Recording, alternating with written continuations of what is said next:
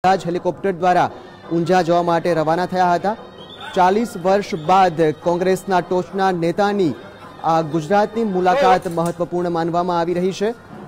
ત્યારે રાહુલ ગાંધીએ મહેસાણા પહોંચતા પહેલા ઊંઝા જઈને ઉમિયા માતાના દર્શન સાથે આશીર્વાદ પણ મેળવ્યા। કોંગ્રેસના ઉપાધ્યક્ષ રાહુલ ગાંધીનું ગુજરાતમાં આગમન થઈ ચૂક્યું છે। તેઓ ચાર્ટર પ્લેનમાં દિલ્હીથી અમદાવાદ થઈ ઊંઝા પહોંચ્યા છે। અહીં ઉમિયા માતાના મંદિરે દર્શન પણ તેમણે કર્યા। એરપોર્ટ પર પ્રદેશ કોંગ્રેસ અધ્યક્ષ ભરતસિંહ સોલંકી સહિતના વરિષ્ઠ નેતાઓએ તેમનું સ્વાગત કર્યું હતું। ત્યારબાદ તેઓ હેલિકોપ્ટર દ્વારા મહેસાણા જવા માટે રવાના થયા હતા। તે પહેલા તેઓ ઉમિયા માતાજીના દર્શન અને આશીર્વાદ લેવા માટે ઊંઝા ગયા। ઊંઝામાં રાહુલ ગાંધી શ્રી ઉમિયા માતાજીના દર્શનાર્થે આવી રહ્યા હોવાથી સ્થાનિક કોંગ્રેસમાં પણ ઉત્સાહ છવાયો છે। છેલ્લા કેટલાક સમયથી ઊંઝામાં શ્રી ઉમિયા માતાજીના દર્શનાર્થે વિવિધ પક્ષોના દિગ્ગજ નેતાઓ પણ આવી ચૂક્યા છે।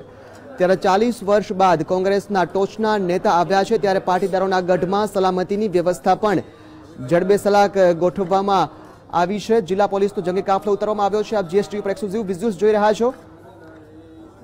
રાહુલ ગાંધીએ ઊંઝાની અંદર ઉમિયા માતાજીના દર્શન કર્યા તેમજ આશીર્વાદ પણ મેળવ્યા। તેઓ અમદાવાદથી સીધા જ હેલિકોપ્ટર દ્વારા ઊંઝા જવા માટે રવાના થયા હતા।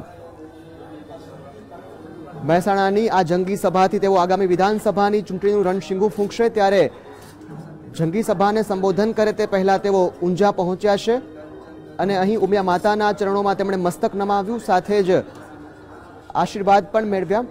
આપ જીએસટીવી પર એક્સક્લુઝિવ વિઝ્યુઅલ્સ જોઈ રહ્યા છો।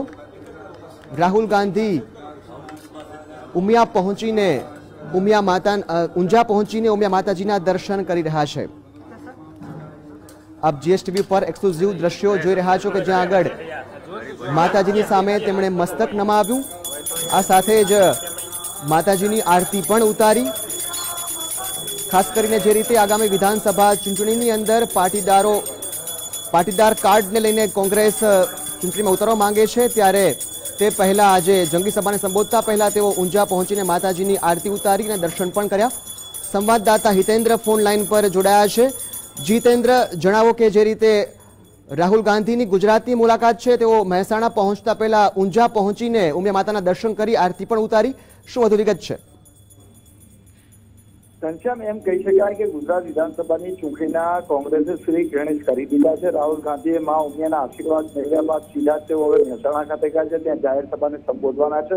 એક વાત ચોક્કસ છે કે કોંગ્રેસે પાટીદાર મતબેંકનું કાર્ડ ખેલવાનો પ્રયાસ કર્યો છે કે ગુજરાતમાં પાટીદારોની મતબેંક છે, ખૂબ મહત્વની મતબેંક ગણાય છે। અત્યાર સુધી ભારતીય જનતા પાર્ટી જે સત્તા સ્થાન પ્રાપ્ત થયું છે એનું મુખ્ય કારણ પાટીદારો રહ્યા છે। પાટીદારો પહેલા કોંગ્રેસ સાથે હતા, પરંતુ છેલ્લા કેટલાક સમયથી ભારતીય જનતા પાર્ટી સાથે રહેવાના કારણે ભારતીય જનતા પાર્ટી ગુજરાતમાં સત્તા પ્રાપ્ત કરી ચૂકી છે, ગાંધીનગર સત્તા રહી છે। ત્યારે આગામી સમયમાં પણ પાટીદારોનો રોલ ખૂબ મહત્વનો રહેશે। પાટીદારોનો મત મળી રહે એના માટે જ કોંગ્રેસે આ કાર્ડ ખેલ્યું છે ઉપર। જી હિતેન્દ્ર, વધુ એક પ્રશ્ન આપણે પૂછવા માંગીશ કે હાલમાં તેમની જે ઊંઝાની મુલાકાત દરમિયાન તેમની સાથે કોણ કોણ હતું, ઉપરાંત તેમની જે ઊંઝાની ઉમિયા માતાના મંદિરની મુલાકાત છે તે કઈ તરફ સૂચન કરી રહી છે? તેમણે જે પ્રકારે પાટીદારોનું કુળદેવી મનાતા ઉમિયા માતાના દર્શન કર્યા છે એ જ બતાવે છે કે તેઓ હવે કઈ દિશા તરફ જઈ રહ્યા છે। અત્યાર સુધી કોંગ્રેસના મોટાભાગના નેતાઓ કે પ્રચાર પ્રસારની વાત હોય ત્યારે ચોક્કસપણે આ બધી બાબતથી દૂર રહેતા હોય છે, પરંતુ કોંગ્રેસ પણ હવે ફરી એક વખત હિન્દુત્વનો માર્ગ અપનાવવા માંગે છે। કોંગ્રેસના નેતાઓ ભરતસિંહ સોલંકી હોય તો એમના જન્મદિવસે પણ એમને અનેક સંપ્રદાયોની મુલાકાત લીધી હતી, એમના આશીર્વાદ મેળવ્યા હતા। એ જ રીતે રાહુલ ગાંધીએ પણ ગુજરાત વિધાનસભાની ચૂંટણીના પ્રચારના શ્રી ગણેશ કરતા પહેલા જ એમને ઉમિયા માતાના દર્શન કર્યા છે, આશીર્વાદ લીધા છે। એક વાત ચોક્કસ છે કે પાટીદારોનો સાથ કોને મળે એ મહત્વનું રહેવાનું છે। આજે જયારે તેઓ આ મંદિર ખાતે આવ્યા ત્યારે એમની સાથે પ્રદેશ કોંગ્રેસના પ્રમુખ ભરતસિંહ સોલંકી, ગુજરાત વિધાનસભા વિરોધ પક્ષના નેતા શંકરસિંહ વાઘેલા સહિતના નેતાઓ પણ ઉપસ્થિત રહ્યા હતા, સિદ્ધાર્થ પટેલ પણ ઉપસ્થિત હતા। એક વાત ચોક્કસ છે કે પાટીદારનો રોલ ખૂબ મહત્વનો રહેવાનો છે।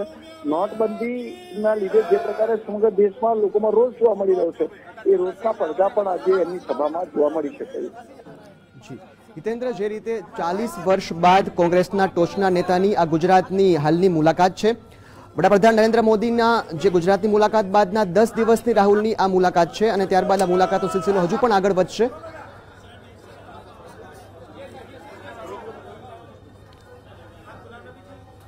તો જીએસટી ઉપર આપ એક્સક્લુઝિવ દ્રશ્યો જોઈ રહ્યા છો. રાહુલ ગાંધીને ઉમિયા માતાજીના મંદિરે સ્મૃતિ ભેટ પણ અર્પણ કરવામાં આવી છે. તેમનું પણ અહીં સ્વાગત કરવામાં આવ્યું. કોંગ્રેસ ઉપાધ્યક્ષ રાહુલ ગાંધીએ ઊંઝા ઉમિયા માતાના મંદિરે પહોંચીને દર્શન કર્યા, આશીર્વાદ મેળવ્યા, સાથે આરતી પણ ઉતારી. તેમની સમર્થકો પણ મોટી સંખ્યામાં અહીં ઉપસ્થિત રહ્યા છે. કોંગ્રેસના અગ્રણીઓ પણ અહીં ઉપસ્થિત છે. અહીંથી તેઓ સીધા જ મહેસાણા જવા માટે રવાના થશે. તેઓ હાલમાં જે સમાચાર પ્રાપ્ત થઈ રહ્યા છે, મહેસાણા જવા માટે ઉમિયાથી રવાના પણ થઈ ચૂક્યા હોવાના અહેવાલ છે.